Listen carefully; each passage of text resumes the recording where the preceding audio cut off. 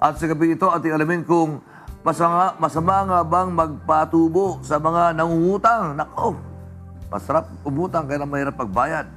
Yan po ay sasagutin ng the most sensible preacher for our time. Wala iba kundi si Brother Eli Soriano sa Biblically Speaking.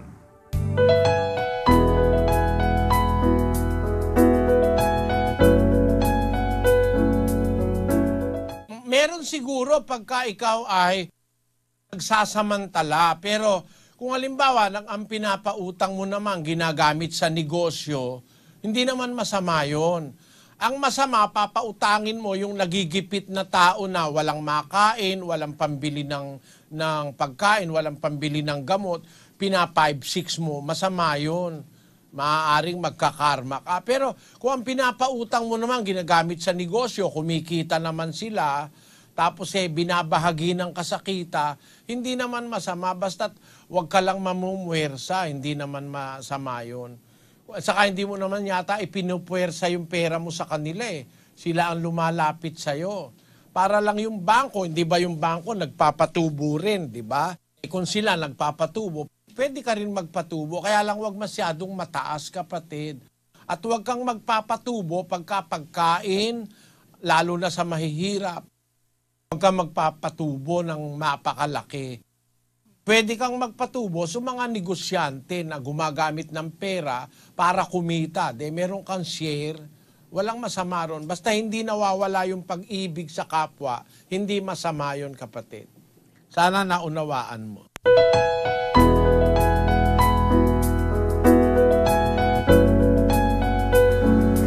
Maraming salamat po sa Diyos, Brother Eli Soriano, sa mga aral po na ipinaunawa niyo sa amin.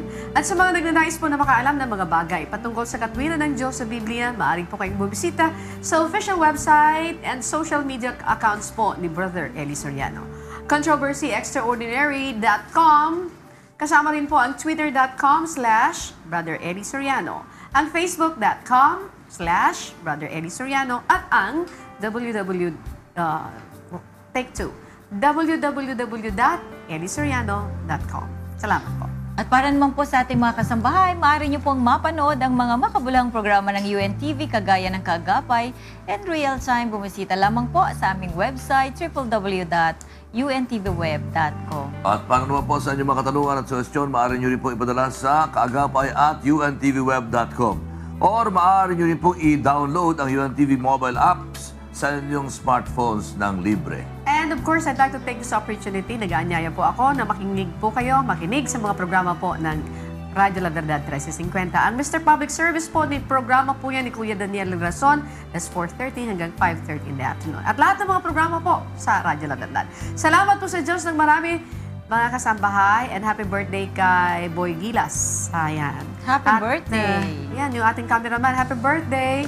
At hanggang sa susunod po na Martes, samahan niyo po muli kami sa pagtulong at paggabay sa ating mga kababayan. Inimantabi si Annie Rantoy.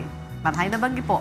The gorgeous Dr. Daisy. Yes, thank you, Miss Annie. Pinabati ko rin naman ang aking mother at father. Si Doc June. Yes, happy Father's Day to my dad, Mr. Albert Lim, and happy birthday to my husband, Dr. June Camitan. Happy Hello, birthday! Ma, Mrs. Ferdinand Lim. Mayor. Okay, at sa matulog ng Diyos ay patuloy pa rin ang marami naming public service dito sa programang Handang Lumingap sa Kapwa. Ako po ang inyong lingkod, Dr. Daisy Lim Camitan. Magandang gabi.